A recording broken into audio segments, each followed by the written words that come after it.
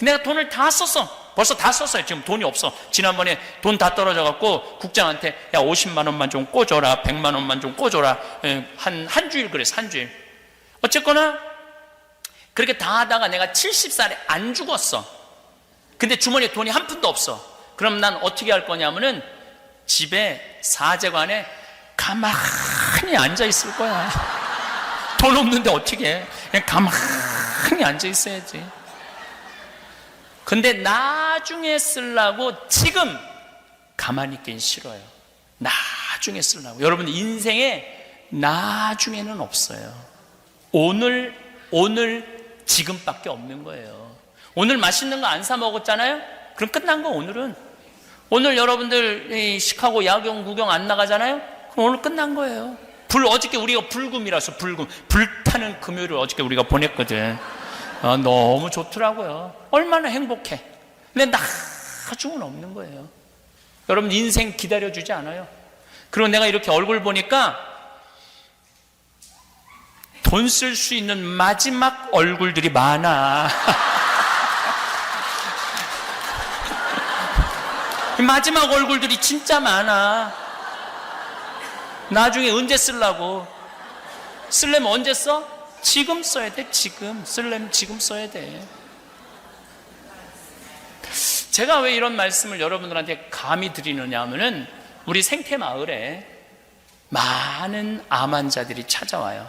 그리고 마지막 죽음을 앞둔 분들이 많이 찾아와요. 근데 뭐 90대를 찾아오지 않아요. 대개 60대신 분들, 50 후반부들이 많이 찾아와요. 그럼 이분들이 이런 얘기를 해요. 신부님, 저 30년 동안 토요일, 일요일도 없이 휴가도 없이 뒤도 안 돌아보고 앞만 보고 살아왔습니다.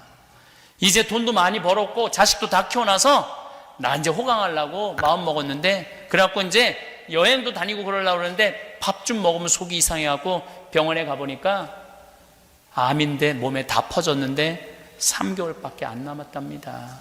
신부님, 돈은 있는데 시간이 없어요. 신부님하고 그 좋태는 이스라엘 성지순례 도보 여행도 하고 싶고, 신부님하고 잠비아도 가고 싶고 봉사활동도 하고 싶은데 저한테는 이제 시간이 없어요. 3개월밖에 안 남았대요. 그 한 분이 얘기하는 게 아니야.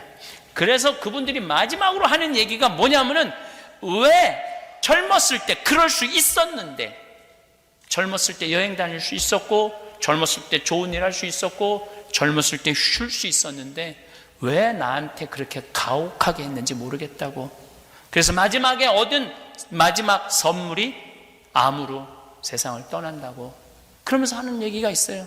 신부님 강론이 그전에는 구구절절이 안 들어오는데 암에 걸려보니까 왜 신부님이 갈비 먹고 싶으면 지금 사 먹으라고 얘기하는지 이제 알 것 같다고. 이제는 저한테는 더 이상의 시간이 없어요. 그리고 눈물을 흘리는 분들을 보면서 제가 참 많은 걸 깨달아요. 여기 계신 여러분들도 매일 오늘이 내일 같고 내일이 오늘 같고 그렇게 살지 마세요. 오늘 뜨겁게 사세요. 오늘 행복하게 사세요. 신부님, 그런데 신부님 말대로 다 했는데 10년이 지났는데 그때도 안 죽으면 어떻게 해요? 걱정하지 마세요. 그때 안 죽으면은 집에 가만히 있으면 돼. 그때 안 죽으면 집에 가만히 있으면 되지. 우리 아버지께서 지난 4월 10일 날 세상을 떠나셨어요. 87세에 돌아가셨어요. 87세. 근데 우리 아버지는 40년 동안 한 번도 안 아프시다가 2달 고생하시고 돌아가셨어요. 2달. 가장 훌륭한 부모가 어떤 부모냐면은 3달 고생하고 돌아가는 분들이 가장 훌륭한 부모들이에요. 왜냐하면 자식한테 이별할 시간 주고 사랑 나눌 수 있는 시간 주고, 또 3달 지나고 나면 자식이 지겹기 시작해요. 그러니까 가장 애틋할 때 그렇게 가족들 품에서 돌아가 주시는 분이 가장 행복한 훌륭한 부모님이에요. 더 좋은 분들은 그냥 주무시다가 그냥 죽는 분들이 제일 좋은 거고, 주무시다 죽는 분들이 제일 좋은 분들인데, 그런 부모를, 갑자기 돌아가신 부모님을 둔 자식들하고 이렇게 얘기를 해보면 맺히는 게 너무 많아. 사랑한다는 말 한마디 못하고 고맙다는 말 한마디 못하고 마지막에 한번 주물러 드리지도 못하고 이래서 너무너무 가슴 아프다고 몇 년 그 후유증이 가더라고 보니까. 그러니까 적어도 한 이별할 수 있는 3개월은 좀 주고 세상을 떠난 부모가 제일 좋죠. 우리 아버지는 평생 쌍시옷 소리를 하신 적이 없어요. 난 아버지하고 살면서 쌍시옷, 난 어른이 막 욕하는 거 들어보면은요 너무너무 당황스러워요. 어른 입에서 어떻게 저런 욕이 나올까. 그리고 우리 아버지는 한 번도 손찌검을 한 적이 없어요. 자식 넷을 키우면서. 그리고 평생 남욕을 하신 적이 없어요. 남욕을 하신 적이 없어요. 그리고 아버지한테 요즘 생각해보면 놀라운 게 뭐가 놀라우냐면은 돈이 있다 없다, 돈벼락을 맞았으면 좋겠다, 돈이 없어서 불편하다 말씀하신 적이 단 한 번도 없어요. 단 한 번도. 그냥 월급 봉투 어머니한테 넘겨주면은 집에 뭐가 되든 말든 라면을 먹든 신경 안 써요. 그냥 신성같이 사신 분이에요. 신성같이. 근데 그 아버지를 세상을 떠나보내는 저는 얼마나 힘들겠어요. 너무너무 사랑하는 아버지인데. 근데 아버지가 딱 쓰러졌을 때 내 형들한테, 누나한테 얘기했어요. 우리 평생 우리만을 위해 산 우리 아버지다. 간병인 손에 우리 맡기지 말자. 누나 이틀, 큰형 이틀, 둘째 형 이틀. 나는 이제 장가 안 갔으니까 난 하루만 하겠다. 그래서 7일을 우리 자식들이 온전히 돌봐드렸어요. 근데 사무 때 우리 누나나 형들이 나한테 그러더라고. 시민님 너무너무 고맙다고. 간병인한테 맡겼다면 아버지를 구경하고 갔을 거라는 거예요.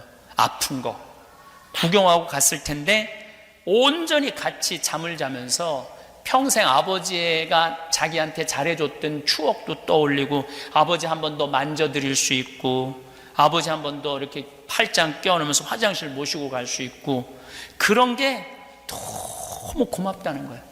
그래서 마음에 한이 거의 없다는 거예요. 아버지 편안하게 해드려서. 그리고 저는 작년에 이런 생각이 들더라고요. 어떤 생각이 갑자기 들었어요. 우리 아버지가 평생 돈에 한 번도 돈이 많았으면 좋겠다, 적어서 불편하다 이런 말씀 하신 적이 없는 분이야. 있으면 있는 대로, 없으면 없는 대로. 근데 우리 아버지가 돈을 쓰면 얼마나 쓰나? 내가 받은 강사료, 그것도 천주교에서 받은 강사료는 조나 많아야. 천주교는 조금밖에 안 주니까. 내가 이렇게 일반 기업의 강의를 한 번에 200만 원 정도 받거든요. 보통 1시간 반, 2시간 정도 하면 200만 원 정도 받아요. 그러면 한 달에 한 2번 정도 하면 400만 원 정도 되잖아요. 그러니까 아버지한테 다 드렸어요. 우리 아버지가 그 돈을 보더니 신부님 무슨 돈을 이렇게 많이 주느냐고. 아버지 이거 아들이 유명해갖고 아버지 내가 아침마당을 5번을 나간 신부인데 강사료가 얼마나 비싸. 그러니까 아버지 이거 쓰시라고 다 드렸어요. 어떨 때는 500만 원, 700만 원도 드렸어요. 한 번에 3, 400만 원도 드리고 1년 동안 왠지 드리고 싶더라고요. 그랬더니 아버지가 노인정에 한 80분 되는데 밥 다 사고 노인정 회비 다 내고, 아버지가 그냥 그렇게 후원금을 내는 거예요. 우리 아버지 돌아갔을 때 그 노인정에서 그랬대요. 물주 세상 떠나서 우리 어떻게 하느냐고. 물주 세상 떠나서 우리 어떻게 하느냐고. 우리 자식이 23명인데 증손자까지 아버지한테 자주 인사를 가죠. 그러면은 5명도 가고 10명도 가고 어떨 땐 20명도 모이면 그 밥값을 아버지가 다 냈대. 아버지.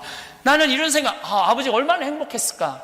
평생 주머니에 넉넉한 적이 없으셨는데 마지막에 우리 누나가 항상 아버지 지갑에 100만 원 이상 있었다는 거예요. 항상 100만 원 이상 갖고 다녔다는 거예요.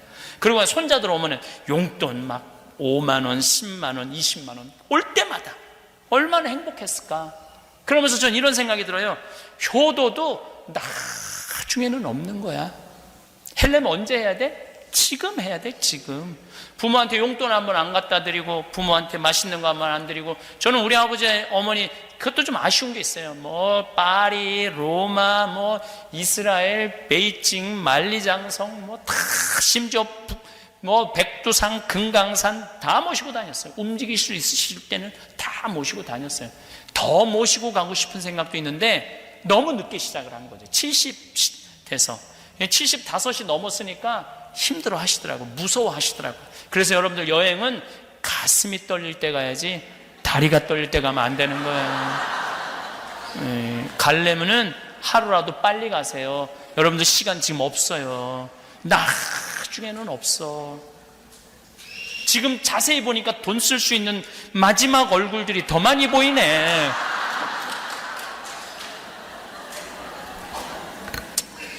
근데 우리 아버님은 고향이 경상도 함양이세요. 지금 사시는 데는 경기도고 수원. 근데 아버지 고향을 가기 싫어하더라고요. 수원에서 함양까지 4시간 걸려요. 고향에 어머니는 고향에 맨날 간다, 아버지는 안 간다 그러는 거예요. 근데 아버지는 왜 가기 싫어하느냐면은 우리 큰 할아버지가 딸만 6을 낳았어요. 둘째 할아버지가 아들 3, 딸 하나를 낳았어요. 막내 할아버지는 스님인 절에 들어가셨대요. 우리 지금 외삼촌도 미국의 보스턴에 유명한 스님이에요. 원광 스님이라고. 우리 집은 동양중, 서양중이 다 있는 집안이에요. 동양중, 서양중이 다 있는 집안이에요. 예. 그래서 우리 외삼촌이 이렇게 머리 확 깎고 이렇게 승복 입고 오시고 그래요. 저 만나러. 예. 어쨌거나 1930년대만 하더라도 큰 장손집에 아들이 없으면은 둘째 집 큰아들이 양자로 갔어요. 우리 아버지는 8살에 양자로 가신 거예요. 그러니까 양부모님 밑에서 자란 거죠. 큰아버지, 큰엄마도 양부모죠. 고향에 가기 싫어하세요.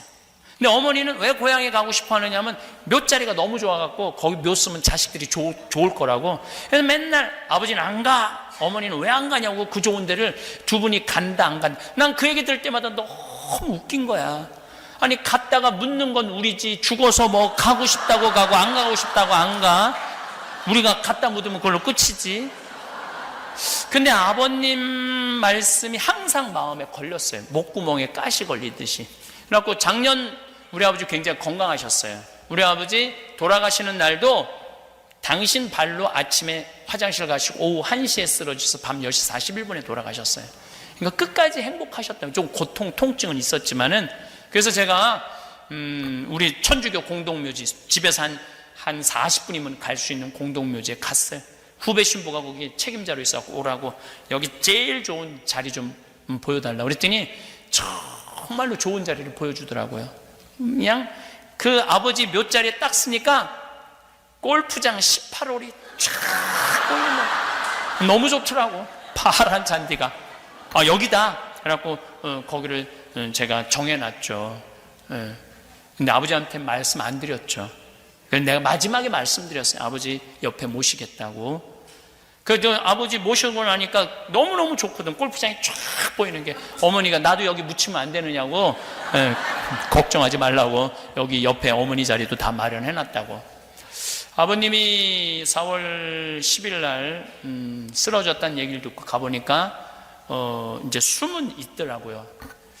그날 마침 우리 동창신부 모임에 둘째 주 월요일이니까. 그런데 의사들이 이런 얘기를 해요. 생명 연장 유지장치 하겠느냐고. 우린 내 자식 다?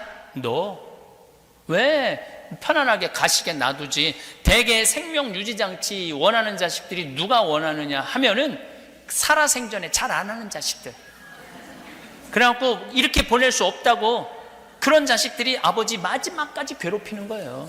마지막까지 괴롭히는 거예요. 그게 그냥 목에 구멍 뚫는 거, 그것도 괴롭히는 거예요. 뚫지 말아야 돼요.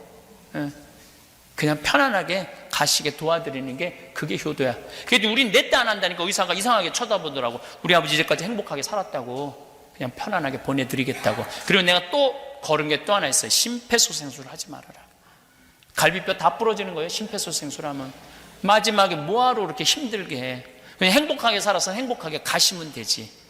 심폐소생. 그리고 아버지 한 2달 동안 병원에 입원해 있는 동안 내가 얘기했어요. 원도 한도 없이 놔드리라고. 왜냐하면 하느님이 인간한테 준 최고의 선물이 뭐냐면 죽기 직전에 고통 속에 있는 사람들한테 최고의 선물은 정말 많이 놔드렸어요.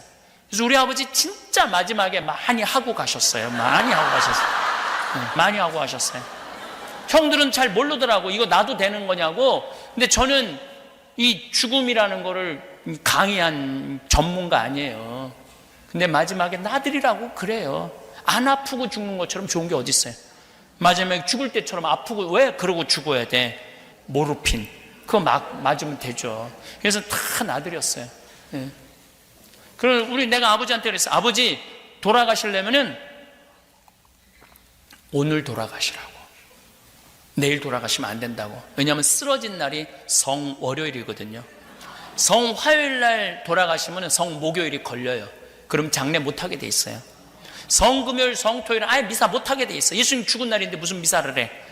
그러니까 빨간 줄로 써 있어요. 장례 미사, 혼배 미사 절대 못함. 그 다음에 주일날은 예수부활 대축일이잖아요. 7일장을 하게 되는 거예요. 아버지 돌아가시려면 오늘 돌아가시라고. 그때 10시 41분에 돌아가신 거야. 참 좋은 아버지예요. 돌아가실 때도 너무너무. 그러니까 성수요일날 장례를 하는데 우리 수원교 주교님 네 분 다 오셨어요. 원래 주교님이 한 분 내지 두 분밖에 안 오거든요.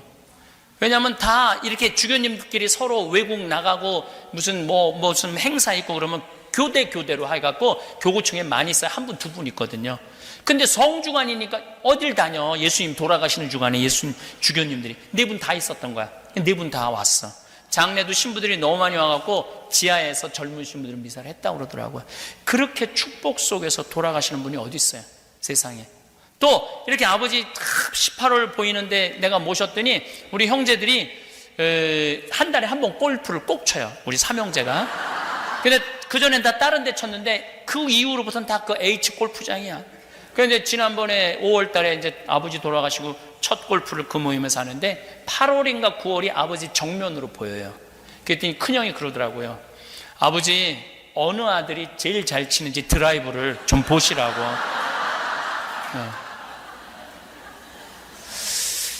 제가 왜 우리 아버지 얘기를 이렇게 말씀드리느냐면 죽을 때도 기분 좋게 죽고 죽어서도 기분 좋은 추억을 남기고 떠나야 돼요. 그런데 안 죽으려고 나 좀 살려달라고 막 그러는 부모가 죽으면은요, 자식들은요 너무너무 아픈 거예요. 우리 아버지 그렇게 안 죽으려고 그랬는데, 근데 우리 아버지는 계속 빼셨어요. 호흡기를. 난 집에 가겠다고, 집에 가서 죽겠다고. 그러니까 우리 편안하게 보내드릴 수가 있는 거예요. 우리 보고 나 좀 살려줘, 나 죽으면 안 돼, 이러면은 못 하잖아요. 떠날 때 멋있게 떠나라는 거예요. 여기 80 넘으신 분들 혹시 암에 걸리면은 그냥 죽어요. 치료받지 말고. 80 넘어서 암에 걸린 분들이 항암하고 이게 배 자르고 장기 떼어내잖아요. 그분이 죽는 시간이랑 치료 전혀 안 하고 돌아가시는 분이랑 누가 더 오래 사느냐면 치료 전혀 안 하시는 분이 더 오래 살아요. 그럼 고통은 누가 더 많이 겪느냐? 수술하고 항암하는 사람들이 훨씬 더 이면적인 돈은 얼마나 많이 들어? 어마어마하게 돈 들어가요. 어마어마하게 돈 들어가요. 우리 아버지는 특실에 모셨어요. 우리 아버지는 복도 많죠. 병원에 특실에 모셨는데 병원에서 이 유명한 신부님 아버지 모셨는데 무슨 병원비를 받느냐고 거의 다 안 받았어요. 특실에 모셨는데도. 얼마나 좋아. 참 우리 아버지는 참 행복한, 끝까지 복을 받고 돌아가셨어요. 그러니까 여러분들 죽어서도 여러분들 행복해야 돼. 어떤 분은 그런다고 그러잖아요. 장례 차에 이렇게 타면은 막 슬프고 막 그러는데 딱 비디오를 딱 틀어주는 거야. 그리고 죽은 고인이 얘기를 하는 거야. 이 날씨 흐린 날 이렇게 내 무덤에 장례까지 장지까지 따라와 주셔서 너무너무 감사하다고, 나는 행복하게 하느님 품에 갈 거라고, 그리고 누구누구 너무너무 고마웠다고. 이 흐린 날 이 사람들이 너무 놀라는 거. 오늘 흐린 거 어떻게 알았지 저 사람이? 근데 그분은 비디오를 3개를 녹화를 해놓은 거예요. 비 오는 날, 맑은 날, 흐린 날. 그래갖고 애들한테 얘기를 한 거예요. 흐린 날 되면 이거 틀어라, 맑은 날 하면 이거 틀어라, 비 오는 날 하면 이거 틀어라. 멘트를 다 따로 만들어 놓은 거예요. 다. 그럼 얼마나 멋있어. 살아서도 멋있고 죽어서도 멋있는 거 아니에요. 어차피 한번 갈 세상인데 멋있게 죽어야 되지 않아요? 그러니까 여러분들, 제가 아까 how to live, how to die, 어떻게 죽을 거냐 생각 잘해야 돼요. 근데 아버님 초상을 딱 하루를 치렀잖아요. 우리가 10시 41분에 돌아가신, 조문객이 너무너무 2,000명이 넘게 왔어요. 오늘 여기 거의 한 800, 900분 정도 오셨더니 이거 2배가 온 거야. 밥을 그 병원 생긴 일에 가장 많이 했대요, 밥을. 근데 이런 거 처음 봤다고. 그래서 큰 거기 이 장례식장을 했는데 그 2개를 더해서 손님이 너무 많이 와갖고. 왜냐하면 내 손님도 많이 왔지만 그래도 우리 큰형님도 한 연 매출 한 100억 되는 조그만 중소기업을 운영하세요. 우리 둘째 형님도 꽤 큰 계열사 사장을 했고 지금은 무슨 동문회장을 하고 있대. 유명한 명문고등학교. 그러니까 내 손님뿐만 아니라 하여튼 많이 오더라고. 꽃도 하나도 안 받는다고 그러는데 쌀 받는다고 분명히 메시지를 보냈는데 어려운 사람 도와준다고. 우리 비군만 쌀 보내. 참 착해. 우리 정지우는 비군만 쌀을 보내라 쌀 갖고 왔더라고. 나머지는 다 꽃다발을 보내서. 꽃다발 그거 금방 버릴 건데 어려운 사람 도와준다고. 어쨌든 그렇게 손님이 많이 왔기 때문에 조의금이 많이 들어왔다는 얘기죠. 내 얘기는 많이 들어왔어. 조의금이 억대가 넘게 들어왔으니까. 근데 내가 그 조의금을 싹 모아서 평창으로 갖고 왔어요. 우리 형제들은 조의금을 구경을 못했어요. 어떻게 생겼는지. 내가 싹 들고 왔어요. 진짜로 단 한 푼도 못 만지게 했어요. 싹 들고 왔어요. 내가 왜 그 조의금을 들고 평창으로 왔느냐 하면은 내가 본당 신부 때 항상 초상집에 꼭 갔거든요. 우리 교우들. 지금 장례식장에 가보면은 이 상주들이 안 나와. 왜 안 나오냐고. 상주가 어디 가냐고. 저 지금 방에 들어가고 조의금 갖고 싸운다는 건. 네가 더 갔느냐 내가 더 갔느냐. 이게 내 돈이냐 네 돈이냐. 참 부모님 세상 떠났을 때 그것처럼 불효가 어디 있어요. 그럼 불효예요. 불효. 그리고 그 부모는 인생 정말 잘못 산 거죠. 어차피 다 내가 이 이건희 회장에 대해서 할 얘기가 너무너무 많아요. 이건희 회장 쓰러진 지 3년 4개월 돼요. 그러면은요 최고의 효자는 어떤 효자냐면 바로 보내드리는 거예요. 다 해드리는 거야. 그리고 편안하게 쉬고 아름답게 그 아버지 돈 가지고 사회사업하고 세금 내고. 이건희 회장이 쓰러질 때 재산이 12조 5,900억이었어요. 근데 지금 20조야. 죽지도 못하는 거예요. 지금은 그 20조 때문에. 죽으면 바로 10조 세금으로 나가잖아요. 그래서 3년 지금 몇 개월 동안 그 돈 계속 갖고 있는 거 아니야. 빨리 세금도 내고 떠나려면 떠나야지. 이건 산 것도 아니고 죽은 것도 아니고. 정말 내가 지금 감옥에 있는 이재용 회장한테 할 얘기가 너무 많아요. 인생 그렇게 살면 안 된다고. 아버지는요 영혼은요 지금 쉬고 싶어 하는 거예요. 여러분들 살면 쉬고 싶지 않은 너무 80년 90년 여러분들 오래 살고 싶어요? 막 네가 누군지 내가 누군지 벽에다 똥칠해 가면서 보이지도 않고 들리지도 않고 이가 다 사고갖고 씹지도 못하고 그러고도 살고 그건 아니에요. 떠날 때 되면 떠날 줄 알아야 돼요. 아주 홀가분하게. 근데 떠나지도 못하고 못 떠나지도 못하는 게 지금 이건희 회장이야. 참 안타깝죠. 어쨌든 내가 그 조의금을 가지고 평창에 왔어.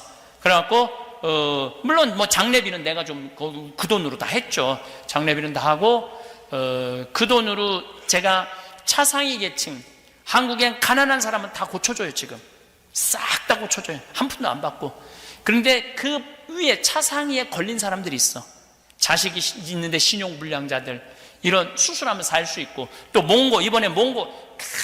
이번에 몽고에 수술해 주는 거는 이건 정말로 내가 정말 잘했다는 생각이 들어. 왜 그러냐면 우리 김태희 베르다가 나한테 2천만 원을 주면서 신부님 꼭 아이들을 위해서 수술해 주세요. 근데 병원에 얘기해서 아이를 찾으라고. 근데 몽고의 한 아이가 뇌가 뭐가 잘못돼 갖고 눈도 컨트롤이 안 되고 입도 컨트롤이 안 돼. 1살 된 애가.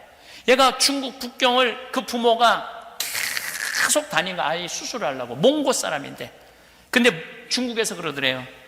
이 아이는 인도도 못 살리고 아무데도 못 살린다. 이 아이를 살리려면 한국으로 가야 된다. 그래갖고 그 몽고 사람들이 아무 대책 없이 한국으로 온 거야. 근데 마침 그 빈센트 병원에 우리 애 살려달라고 느닷없이 그랬는데 내가 이 김태희 베르다가 돈 2천만 원 했으니까 찾아라. 걔가 딱 걸린 거야. 그러니까 의사들이 수술을 했는데 김태희 씨가 돈 준 돈으로 수술한다니까 의사들이 얼마나 신나겠어요. 그 수술을 너무너무 잘해갖고 얘가 나오는데 중환자실도 안 갔대. 눈 똑바로 되고 입 똑바로 되고 얼마나 잘생겼는지 몰라. 그런 애들 12명을 수술해 줬는데 우리 아버지 장례 조의금으로 내 2명 해줬어요. 그 라파엘의 집 2천만 원 또 아버지 돈으로 기증하고. 그래갖고 아버님이 남기고 간, 우리 자식이 남기고 간 거 아니에요? 그러니까 자식이 나눠야 될 거 아니에요. 우리 손자들한테도 얘기했어. 할아버지 조의금이 이렇게 1억이 넘게 들어왔는데 이거 한 푼도 우리 안 건드린다. 다 어려운 사람 도와줄 거다. 니네들 그렇게 알고 있어라. 그래서 세상 사는 법을 배워야죠. 대신 우리 형제들한테는, 참 고마운 형제들한테는 조의금 명단은 다 보내줬어요. 조의금 명단은 다 보내줬어. 네. 타이프 다 쳐갖고 누가 얼마 들어왔고 누가 얼마 들어왔고 체크 다 해라. 그래갖고 싹 해갖고 다 보내줬어요. 조이금. 그거 그렇게 정리하기 쉽지 않아요. 내가 싹 정리해서 다 보내줬어. 여러분들, 우리가 이 인생을 이렇게 와서 하느님께로 떠나요. 근데 내가 정말로 앞이 뭔지도 모르고 인생이 뭔지도 모르고 살다가 죽을 때 뭔지도 모르고 죽고 뭔지도 모르고 떠나서는 안 돼요. 내일 내가 죽음에 대한 얘기를 조금 더 말씀드리겠지만 죽는 건 결코 두려운 게 아니에요. 죽음이라는 거는 하나의 관문이야. 너무 아름다운 세상으로 넘어가는 관문일 뿐이에요. 안 죽으려고 애쓰지 마세요. 그냥 사는 날까지 즐겁게 살다가 죽을 때 되면 행복하게 떠나는 거죠. 제가 우리 본당 신부할 때 할머니들하고 유럽 여행 가보면은 참 재밌어요. 정말 재밌어요. 우리 할머니들이랑 여행 다니면 정말 재밌어요. 성당에서 보던 할머니들이랑 인천공항에서 보는 할머니들은 벌써 달라요.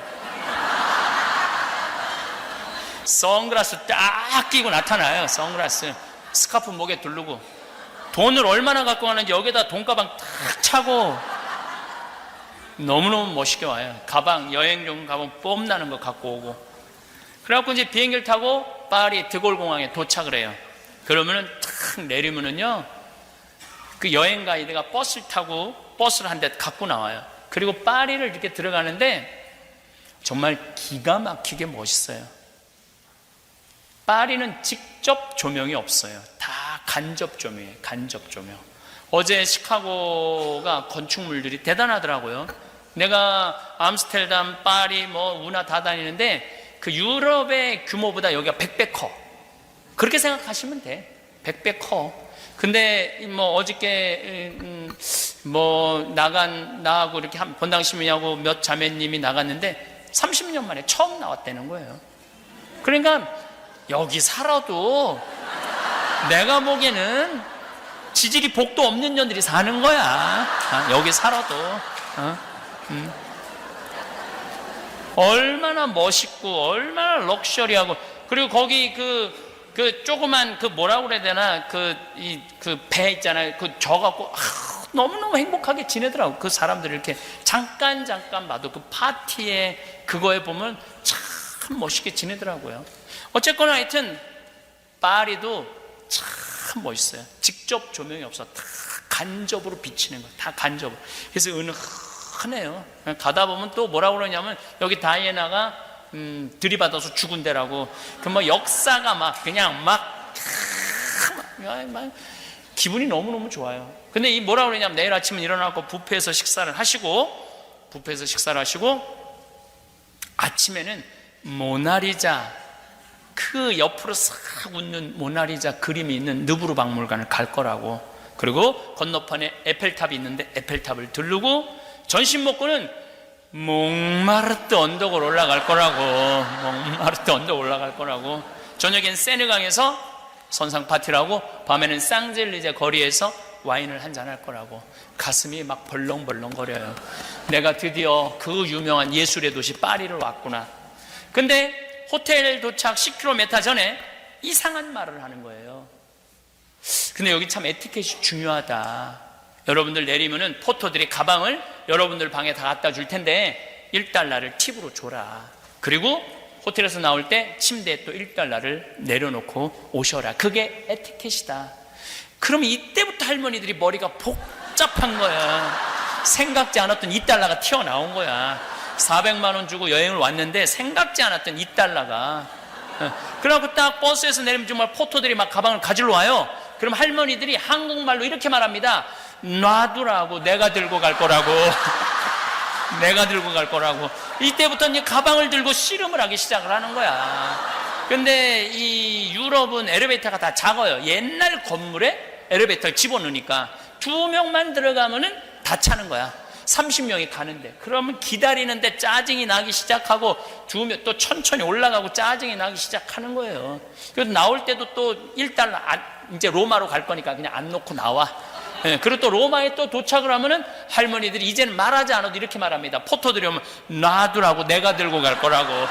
10일 동안 뭐만 하냐면 가방하고 씨름만 하는 거, 가방하고. 그리고 결정적으로 마지막 여행에 나한테 한마디 해요. 신부님, 외국에 나가보니까 맨 내 돈 뜯어먹는 도둑놈들밖에 없다고. 아니 10일이면은 20달러야 20달러면 미국이나 한국에서 칼비 한 번 안 먹으러 가면 돼. 근데 그 평생 한 번 나간 여행인데 방에서 기다리면 얼마나 좋아. 1달러 주고 땡큐 하면 나도 좀 럭셔리한 것 같고 얼마나 기분이 좋아. 여행 다 온 거 아니에요. 근데 그놈은 20달러를 아끼려고 참 가방, 그냥 여행을 하나도 생각 안 나는 거야. 가방 끌고 이리 가고 저리 간 거 생각난 거야. 예. 내가 이번에 잠비아 갔다가 케이프타운 가는데 잠깐 희망봉 가고 싶다 그래서 들렀는데 정말 좋은 호텔에 갔는데 저기 뭐야 가이드가 그래도 다 할 거라고 딱 갖고 왔어. 방에 딱 방번호 붙여갖고 딱 갖고 와요. 그럼 나는 1달러 안 줘요. 2달러 내지 5달러 줘요. 그 딱 한마디예요. I come from Korea. Thank you. 되게 일본 사람이나 중국 사람인 줄 알거든요. 그럼 오해하잖아. I come from Korea. Thank you. 그리고 저는 나올 때도 호텔에다가 달러를 올려놓을 때 그냥 안 나와요. 어떨 땐 5달러 낼 때 꼭 써놔요. I come from Korea. Thank you. 그래 봐야 20, 30달러밖에 안 써요. 그럼 1년에 한 번 나오는 여행인데 얼마나 내가 귀중한 사람이야. 평생 어떻게 살았는데 정말로 뼈 빠지게 일하고 온 가족을 위해서 희생하고 살았는데 이 한 번 나오는 여행에 그런 호사도 못해? 근데 우리는 해본 적이 없는 거야. 그러면서 라면을 냉면을 먹으면서 울면서 치질이 복도 없는, 똑같은 냉면 10달러를 먹으면서 치질이 복도 없는 냉면 사주는 인간 하나도 없고 그래서 울면서 먹는 거랑 난 정말로 수고 많이 했어. 너 정말로 애 많이 썼어. 넌 먹을 자격 있어. 내가 오늘 너한테 쏠게 하고 먹는 냉면이랑은 다르다는 거예요. 오늘 이후부터 지질이 복도 없는 년이 먹지 말고 이 미국에서 열심히 살고 훌륭히 자식 키웠고 성공한 내가 나한테 쏘는 걸로 드세요. 남이 사줄 때까지 기다리지 말고. 저희 생태마을에 오고 싶어하는 분들이 참 많더라고요. 또 왔다 가신 분들도 저한테 빈말인지는 모르지만은 너무너무 좋았다고. 그런데 우리 생태마을은 올해는 예약이 끝났어요. 올해는. 근데 올해 또 굳이 예약이 끝났다는데도 오고 싶어하는 분들이 있더라고요. 그런 분들은 방법이 일요일날 전심에 프로그램이 하나 끝나요. 그리고 일요일 주일 저녁, 월요일 저녁은 프로그램이 없어요. 그래서 그날 이용해서 오시는 분들이 많아요.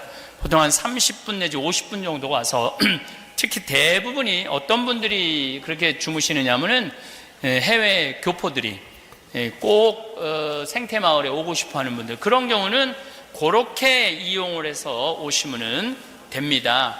대개 오셔서 제가 거의 없는데도 불구하고 행복하게 있다 가세요. 저는 제가 말씀드리지만은 우리 생태마을이 누가 90%는 하느냐면 하느님이 90% 하세요. 경치가 너무너무 아름다워 갖고 그것만 보고 계셔도 다 위로를 받으시는 것 같더라고. 그리고 9%는 음식이 너무너무 맛있다고 그래요. 1%는 제 강의. 그러니까 저가 없어도 그렇게 전화해 갖고 분명히 우리 직원들은 다 자리 없다고 그래요. 그리고 내년에 만약에 오고 싶으면은 올해 9월 1일부터 10일 사이에 전화를 하셔야 돼요. 왜냐하면 10일이면은 내년 예약이 다 끝나요. 10일이면. 그래서 제가 요즘은 어떤 고민을 하냐면 불만이 너무 많아. 1년을 기다려야 되느니 2년을 기다려야 되느니 이래갖고 이제는 미리 다 받아놓고 추첨을 하려고. 됐다고, 날짜에 됐다고 다 받아놓고 추첨을 하려고 그런 마음도 듭니다. 어쨌든 우리 생태마을은 화요일 수요일이 1박 2일 피정, 목요일이 당일 피정, 금, 토, 일이 2박 3일 피정이에요. 그런데 행복의 크기가 다 달라요. 오는 분들의 그 행복을 가져가는 크기가, 보따리가 다 달라. 어떤 분들이 제일 행복한가 봤더니 금, 토, 일 오시는 분들이 제일 행복해 하더라고요. 근데 왜 행복한가 봤더니 밥을 무려 6끼를 안 하잖아. 주부가 밤 6끼 안 하는 것처럼 행복한 일이 어디 있어요? 그것도 이분들이 제일 럭셔리예요. 뭐 식사 끝나고 나면은 커피 딱 뽑아갖고 강이 내려다 보이는 데크에 앉아갖고 촥 커피도 마시고 산책도 촥 막 이브닝 드레스 입고 산책도 쫙 하고 그래요. 네. 왜 그렇게 럭셔리한가 봤더니 설거지를 6번을 안 하잖아요. 주부가 설거지 6번 안 하고 밤 6번 안 하는 것처럼 행복한 일이 어디 있어요? 그런데 내 강의 듣고 두부 만들고 찰떡 만들어 먹고 잠 이틀 밤 자고 별 보고 밤에 모닥불 펴서 감자 고 먹는데 들어가는 피정비는 얼마냐면은 8만 원이에요. 8만 원. 80달러. 이 청주장 가루가 50달러잖아요. 근데 6끼 밥 먹고 이틀 밤 자는데 피정비가 8만 원이야. 8만 원. 그러면 30살서부터 60살까지 여기 계신 분들 30살서부터 60살까지 시집 와갖고 밥하고 빨래하고 청소하고 애 낳고 애 키웠다면 여러분들 한 달 가사 노동비가 얼마냐면은 250만 원이에요. 250만 원. 그럼 30년 동안 밥하고 빨래하고 청소하고 애 낳고 애 기르는 여기 우리 60대 된 아줌마들은 남편하고 자식한테 얼마를 청구할 자격이 있느냐면 9억을 청구할 자격이 있어요. 9억 원어치 일을 하신 거예요. 9억 원어치. 그렇게 9억 원어치 일을 해놓고 2박 3일 그 경치 좋다는 평창에 가서 쉬어보려고 그러는데 피정비가 8만 원이라고 그 돈이 아까워갖고 갈까 말까 갈까 말까. 나 피정 보내주는 자식 하나 없고 지질이 복도 없는 년. 그리고 끝까지 보내줄 때까지 기다리면은 그분은 영원히 생태마을은 못 오고 그 기쁨, 그 충만한 그 만족감을 못 누리고 죽는 거예요. 그냥 내가 9억 원어치 일 있으면 내가 8만 원 쓴다고 누가 뭐라 그럴 것 같아? 한 사람도 뭐라 그럴 사람 없어요. 근데 우리는 자기를 위해서 써봤던 적이 없는 거야. 아니, 자기를 위해서 단돈 1,000원도 써봤던 적 없는 사람들 많습니다. 자기를 위해서 1,000원도 벌벌 떠는 사람들 많아요. 저는 잠비아에 이제 선교를 떠난 지가 5년 돼요. 5년 되는데 뭐 의사 선생님들하고 뭐 농장도 뭐 내일 이제 그 동영상 다 보여드릴 거예요. 얼마나 이 가슴 설레는 일인지 내일 보여드릴 거예요. 기가 막힐 거예요. 근데 이제 다녀보면요, 잠비아는 너무 없어서, 미국은 너무 많아서 막 흘러 넘쳐. 미국은 내가 보기에는. 근데 거기는 밥을 한 끼밖에 안 먹어요. 한 끼밖에.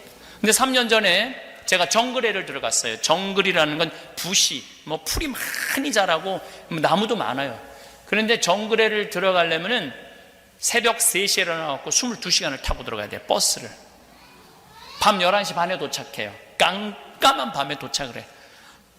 다음날 일어나 보니까 정글에 22시간 들어간다는 건 정글에서 아프면 죽어야 돼. 그 사람들은.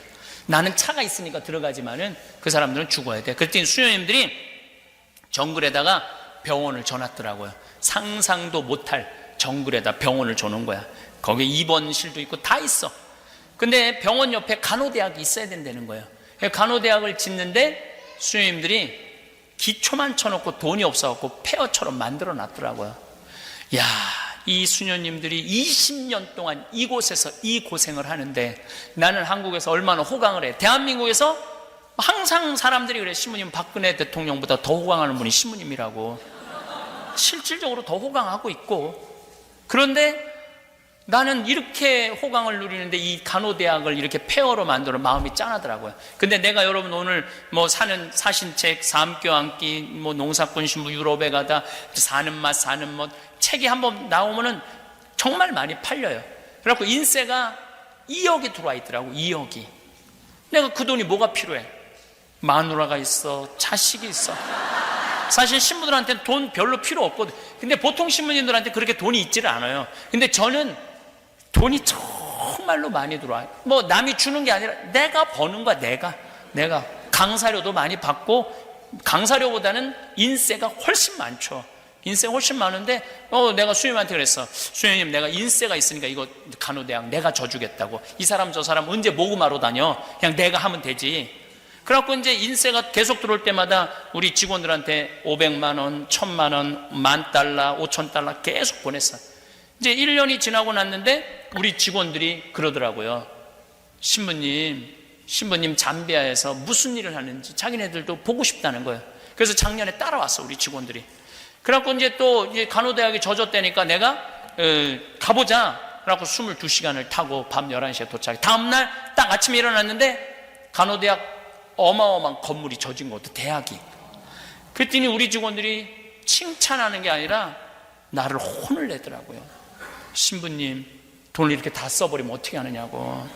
신부님, 은퇴하면은 지금이야 뭐 밥 사주는 사람도 많고 초대하는 사람도 많고 강사료도 많고 인세도 많은데 은퇴하면 찾아오는 사람 아무도 없고 신부님 용돈 주는 사람 아무도 없다는 거야. 그리고 운동하고 싶고 여행 다니고 싶고 맛있는 거 먹고 싶으면 신부님 맛있는 거 먹으러 다니는 거 좋아하는데 누가 사주느냐 이거야. 그럼 돈을 이렇게 써버리면 어떻게 하냐고. 모아놔야지. 막 나를 혼을 내더라고요. 근데 저는 정말 그런 생각을 했어요. 내가 20년 후에 살지 안 살지 내가 어떻게 알아? 그렇지 않아요? 20년 후에 살지 안 살지 어떻게 살아? 그 20년 후에 쓰려고 지금 가만히 있긴 싫어요. 지금은 얼마든지 다니면서 활동할 수 있잖아요. 의미 있는 일을 할 수 있잖아요. 벌써 간호대학 져줬죠. 그 다음에 또 그 정글 안에 고등학교가 있는데 나름대로 정글에서 제일 똑똑한 애들이 그 학교에 모이는 거야. 그런데 기숙사가 없으니까 멀리 있으니까 친척 집에 와서 애들이 학교를 다니는 거예요. 그런데 거기는 방이 딱 하나예요.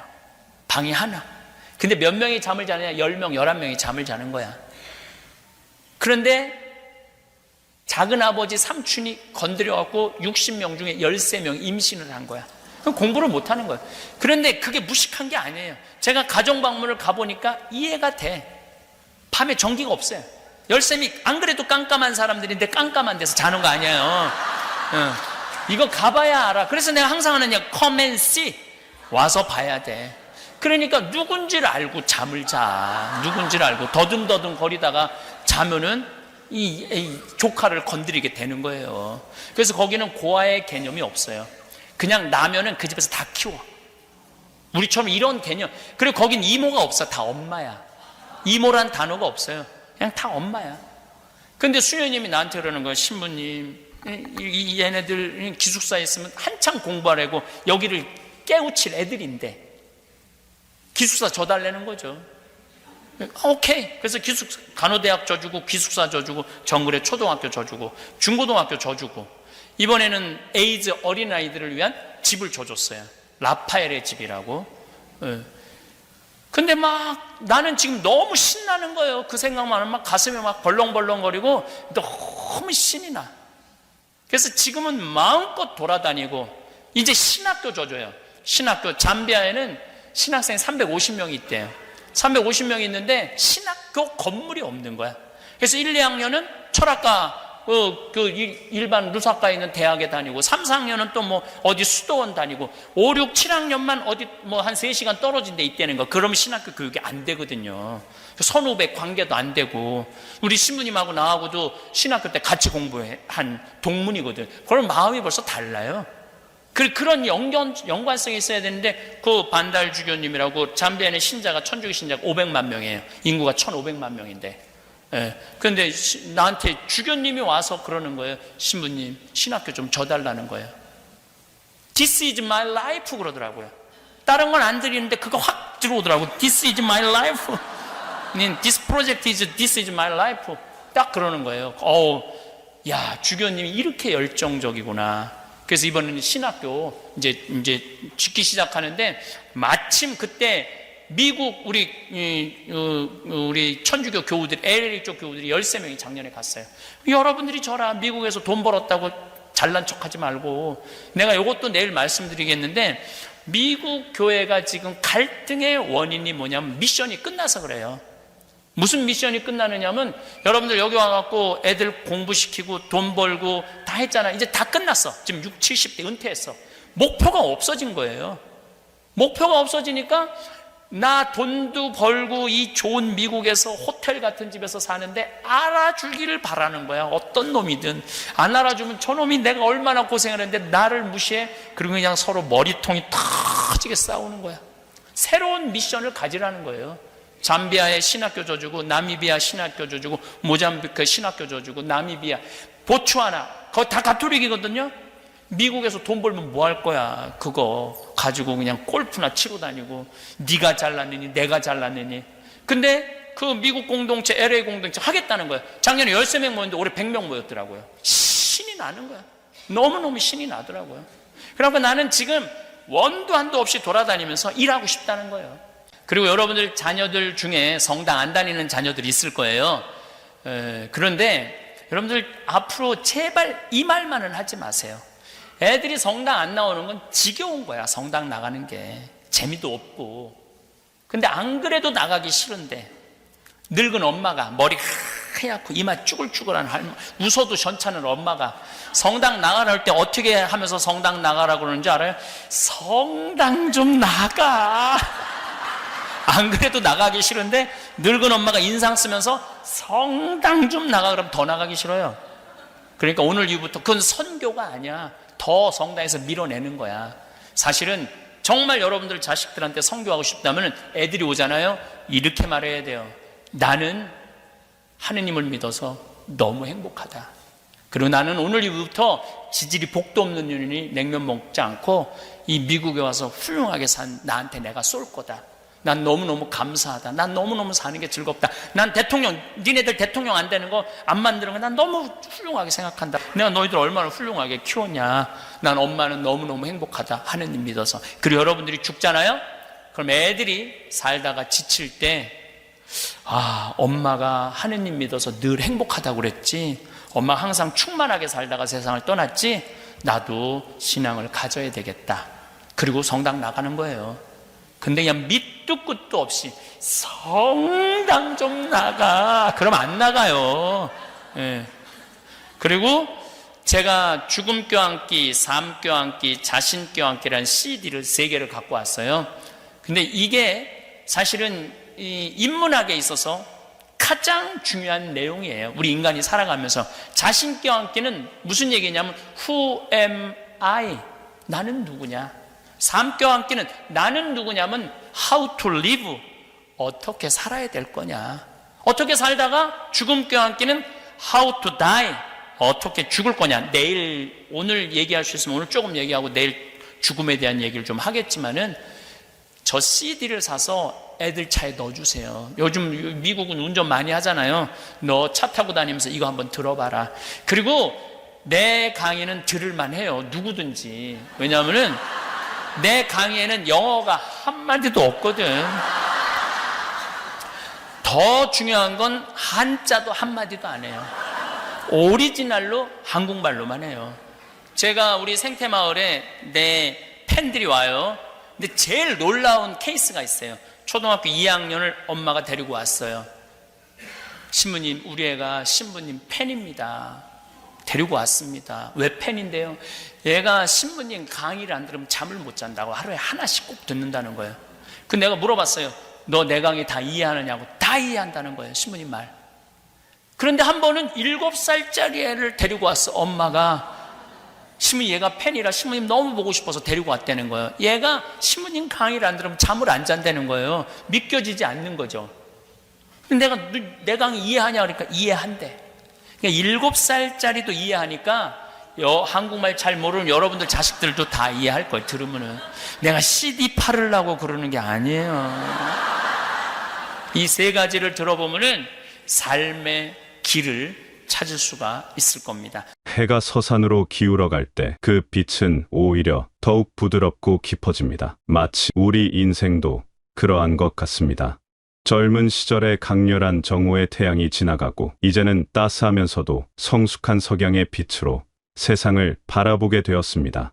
그 빛은 단순히 밝기만을 추구하지 않습니다. 대신 모든 것을 포용하는 온화함으로 세상의 모든 색깔을 더욱 풍부하게 만들어줍니다. 창밖으로 바라본 풍경도 예전과는 다릅니다. 같은 거리, 같은 나무들이지만 이제는 그 속에서 계절의 변화를 더 세밀하게 감지하게 됩니다. 봄날 새싹이 돋아나는 기적 같은 순간들에서 우리는 생명의 신비로움을 발견하고 여름 오후 매미 울음소리에 담긴 생명력에서 자연의 역동성을 느끼며 가을 낙엽이 떨어지는 모습에서 느끼는 고요한 아름다움 속에서 순환의 지혜를 깨닫습니다. 겨울 눈발 속에서 발견하는 순수함까지 이 모든 것들이 이제야 진정으로 보이기 시작합니다.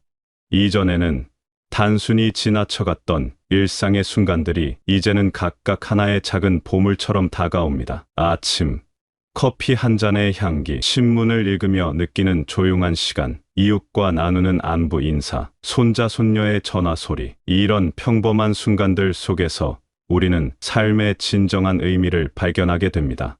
젊었을 때 우리는 항상 무언가를 향해 달려가고 있었습니다. 더 나은 직장, 더 큰 집, 더 높은 지위를 향해 끊임없이 앞만 보고 달렸습니다. 그 과정에서 우리는 많은 것을 성취했지만 동시에 많은 것을 놓치기도 했습니다. 아이들의 작은 성장 순간들, 배우자와의 소소한 대화, 부모님의 변해가는 모습들, 이제 돌이켜보면 그런 순간들이야말로 진정 소중한 것들이었음을 깨닫습니다. 많은 시니어들이 이 시점에서 스스로에게 묻습니다. 이제 무엇을 위해 살아야 할까? 자녀들은 자립했고 직장에서의 역할도 마무리되었습니다. 수십 년간 가족을 위해, 사회를 위해 달려온 삶의 여정에서 잠시 멈춰 서서 바라보는 지금 우리는 새로운 질문과 마주하게 됩니다. 이 질문은 때로는 막막함을 가져다 주기도 하지만 동시에 새로운 가능성의 문을 여는 열쇠이기도 합니다. 이런 변화는 때로는 공허함을 가져다 주기도 합니다. 바쁘게 채워졌던 일상이 갑자기 여유로워지면 그 빈 공간이 무엇으로 채워져야 할지 막막해집니다. 아침에 일어나서 오늘은 무엇을 해야 할까 자문하는 순간들이 늘어납니다. 알람 시계 없이 자연스럽게 깨어나는 아침, 특별한 약속이 없는 오후, 누군가를 기다리게 하지 않는 저녁 시간들, 이런 여유로운 시간들이 처음에는 어색하고 불편하게 느껴질 수 있습니다. 하지만 이것은 결코 부정적인 신호가 아닙니다. 이는 우리가 새로운 인생의 단계로 접어들었다는 자연스러운 신호입니다. 마치 강물이 바다로 흘러들어가면서 더 넓고 깊어지는 것처럼 우리의 삶도 이제 더 넓은 지평을 향해 나아가고 있는 것입니다. 이 질문은 결코 허무한 것이 아닙니다. 오히려 인생의 가장 깊은 의미를 탐구할 수 있는 소중한 기회입니다. 경험이라는 보석을 가득 품고 지혜라는 나침반을 손에 쥔 채 우리는 삶의 새로운 장을 열어갈 수 있습니다. 이전의 삶이 생존과 성취를 위한 것이었다면 이제의 삶은 완성과 의미를 위한 것입니다. 생각해보면 우리는 이미 많은 것을 이루어냈습니다. 전쟁을 겪은 세대라면 폐허에서 일어선 나라를 다시 세우는 데 기여했고, 산업화 시대를 살아온 세대라면 오늘날의 번영을 만드는 데 일조했습니다. 자녀를 키우며 다음 세대를 위한 토대를 마련했고, 직장에서 성실히 일하며 사회의 한 구성원으로서 역할을 다했습니다. 이 모든 것들이 결코 작은 성취가 아닙니다. 우리는 또한 수많은 관계의 그물망을 만들어 왔습니다. 가족, 친구, 동료, 이웃들과 맺은 인연들은 우리 삶의 가장 소중한 자산입니다. 이런 관계들을 통해 우리는 사랑하는 법을 배웠고 배려하는 법을 익혔으며 함께하는 기쁨을 알게 되었습니다. 이 인생의 황금기라 불리는 이 시기에 우리는 어떻게 살고 어떻게 사랑하며 어떻게 떠날 것인가 라는 근본적인 물음 앞에 서 있습니다. 이 물음은 단순히 남은 시간을 어떻게 보낼 것인가의 문제를 넘어서 삶 전체의 의의와 가치를 재조명하는 깊은 성찰의 기회입니다. 이는 또한 우리가 다음 세대에게 무엇을 남길 것인지, 어떤 모습으로 기억되고 싶은지에 대한 질문이기도 합니다. 평생을 남을 위해 살아온 당신, 이제는 자신을 위한 시간을 가져도 됩니다. 아니, 가져야 합니다. 이것은 이기심이 아니라 삶의 균형을 찾는 지혜입니다. 오랜 시간 동안 우리는 자신의 욕구와 꿈을 뒤로 미루며 살아왔습니다. 이제는 그 미뤄두었던 자신과의 약속을 지킬 때입니다. 돌이켜보면 우리는 얼마나 많은 시간을 나중에라는 말로 미루어 왔는지 모릅니다. 아이들이 다 크면, 은퇴하면, 여유가 생기면 이라는 조건들을 달며 자신의 행복을 뒤로 미루어 왔습니다. 하지만 인생은 충분히 길다고 하지만 우리가 그것을 제대로 활용하지 못할 뿐입니다. 이제 그 나중에가 바로 지금이 되었습니다. 젊은 시절에 우리는 마치 급행열차를 타고 있는 것 같았습니다. 목적지를 향해 빠르게 달려가느라 창밖 풍경을 제대로 볼 여유가 없었습니다. 아이들 학비를 벌기 위해, 집을 마련하기 위해, 노후를 준비하기 위해 쉴 틈 없이 달려왔습니다. 새벽 일찍 일어나 출근하고, 야근하고, 주말에도 일하며 모든 에너지를 가족과 미래를 위해 쏟아부었습니다. 그 시간들이 무의미했던 것은 아닙니다. 그 모든 노력들이 지금의 우리를 만들어냈으니까요. 하지만 이제는 다릅니다. 이제 그 나중에가 바로 지금이 되었습니다. 오늘 주어진 이 순간이 바로 우리가 그토록 기다려온 그 시간입니다. 항상 미뤄왔던 그 책을 읽고 가보고 싶었던 곳을 여행하며 배우고 싶었던 것들을 시작할 때입니다. 젊었을 때 포기했던 취미들, 관심이 있었던 분야들, 해보고 싶었던 경험들을 이제는 마음껏 즐길 수 있습니다. 자신을 사랑한다는 것은 단순히 자신에게 관대해지는 것이 아닙니다.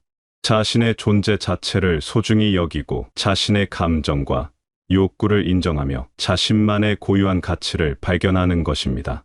우리는 이미 충분히 가치 있는 존재입니다. 수많은 시련을 견뎌내고 사랑하는 사람들을 길러내며 사회에 기여하며 살아온 우리 자신 말입니다. 우리의 몸은 오랜 세월 동안 우리를 충실히 섬겨왔습니다. 때로는 아프고 힘들었지만 그럼에도 불구하고 우리를 여기까지 데려다 주었습니다. 이제는 그 몸을 더욱 세심하게 돌보아야 합니다. 건강한 음식을 먹고 적절한 운동을 하며 충분한 휴식을 취하는 것. 이는 단순히 건강 관리가 아니라 자신에 대한 사랑의 표현입니다. 때로는 거울을 보며 자신에게 말을 걸어보세요. 그동안 정말 수고 많았어. 고생 많이 했어. 라고. 주름이 늘어난 얼굴, 굽어진 어깨, 거칠어진 손들. 이 모든 것들이 우리가 살아온 삶의 증거입니다. 각각의 주름에는 웃음과 눈물의 기억이 담겨 있고 각각의 상처에는 사랑과 희생의 이야기가 새겨져 있습니다. 이제는 그 자신에게 상을 주어야 할 때입니다. 자신을 사랑한다는 것은 또한 자신의 한계를 인정하고 받아들이는 것입니다. 젊었을 때처럼 모든 것을 다 할 수는 없습니다. 체력 예전만 못하고 기억력 때로는 흐릿해집니다. 하지만 이것은 결함이 아니라 자연스러운 변화입니다. 이런 변화를 받아들이고 새로운 방식으로 삶을 적응시켜 나가는 것이 지혜입니다. 돈을 쓸 때도 마찬가지입니다. 평생 절약하며 모아온 돈이 무엇을 위한 것이었을까요? 물론 가족을 위한 것도 있겠지만 자신의 행복을 위한 것이기도 합니다.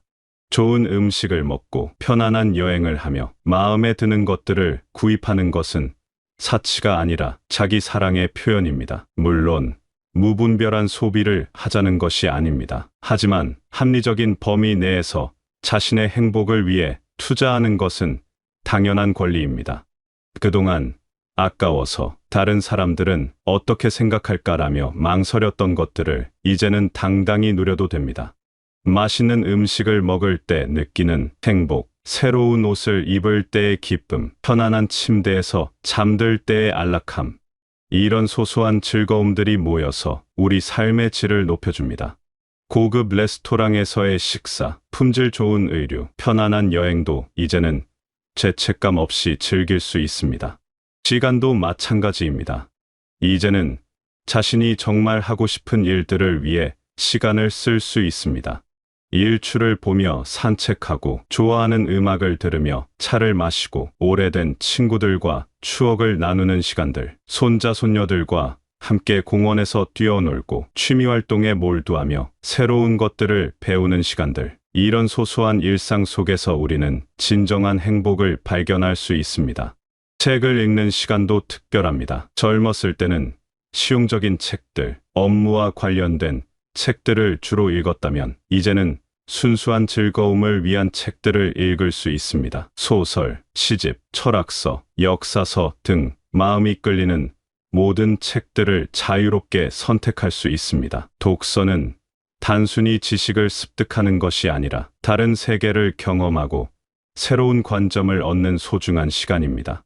현재를 살아간다는 것은 과거의 후회나 미래의 걱정에 매여 있지 않고 지금 이 순간에 온전히 집중하는 것입니다.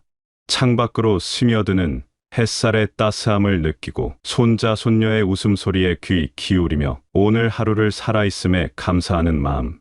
이것이 바로 현재의 행복을 누리는 것입니다. 과거의 실수나 후회에 계속 매달려 있을 필요가 없습니다. 그것들도 우리를 지금의 모습으로 만들어준 소중한 경험들입니다. 새로운 도전을 두려워하지 마세요. 나이가 들었다고 해서 배움을 멈출 이유는 없습니다. 평생 해보고 싶었던 악기를 배우거나 그림을 그려보거나 외국어를 공부하는 것. 이런 활동들은 단순히 시간을 보내는 것이 아니라 우리의 뇌를 활성화시키고 삶에 활력을 불어넣어 줍니다. 피아노, 바이올린, 기타 같은 악기들은 손가락의 움직임을 통해 뇌를 자극하고 그림 그리기는 창의성을 발휘하게 하며 새로운 언어 배우기는 인지 능력을 향상시킵니다. 요리를 배우는 것도 좋은 도전입니다. 새로운 레시피를 시도해보고 다양한 나라의 음식을 만들어보며 가족들과 함께 나누는 즐거움을 느낄 수 있습니다. 정원 가꾸기도 마찬가지입니다. 씨앗을 심고 물을 주며 싹이 트고 자라는 과정을 지켜보는 것은 생명의 신비로움을 다시 한번 깨닫게 해줍니다. 기술을 배우는 것도 중요합니다. 스마트폰이나 컴퓨터 사용법을 익히고 인터넷을 통해 세상과 소통하는 방법을 배우는 것. 이런 것들이 처음에는 어렵게 느껴질 수 있지만 익숙해지면 새로운 세계를 열어줍니다. 손자 손녀들과 영상 통화를 하고 옛 친구들과 소셜미디어를 통해 연락하며 온라인으로 쇼핑하고 정보를 찾는 것들이 모두 가능해집니다. 행복은 덕을 실천하는 삶의 활동이라고 했습니다. 시니어 시기에 우리가 실천할 수 있는 가장 큰 덕목 중 하나는 바로 나눔입니다. 하지만 이 나눔은 단순히 물질적인 것을 넘어서는 깊은 의미를 담고 있습니다. 나눔은 우리가 존재하는 이유이자 삶의 가장 아름다운 표현 방식입니다. 우리가 나눌 수 있는 가장 소중한 것은 바로 경험과 지혜입니다. 수십 년간 살아오면서 겪은 수많은 일들, 그 속에서 얻은 깨달음들은 그 어떤 보물보다도 값진 것입니다. 젊은 세대들이 헤매고 있을 때 우리의 경험이 등대가 되어줄 수 있습니다. 이는 단순히 조언을 하는 것이 아니라 삶의 선배로서 따뜻한 안내자 역할을 하는 것입니다. 생각해보면 우리는 참으로 많은 것들을 겪어왔습니다. 어려운 시절을 견뎌내며 배운 인내심, 실패를 통해 얻은 겸손함, 성공을 통해 깨달은 감사함, 사랑을 하며 배운 희생과 배려, 이별을 통해 얻은 강인함과 연민, 자녀를 키우며 익힌 무조건적 사랑, 부모를 모시며 때다른 효도의 진정한 의미, 이 모든 것들이 우리만의 고유한 보물입니다. 우리가 겪은 시대적 변화들도 소중한 경험입니다. 전쟁과 가난을 겪고 급속한 경제 성장을 목격하며 사회의 변화를 온몸으로 체험한 세대입니다.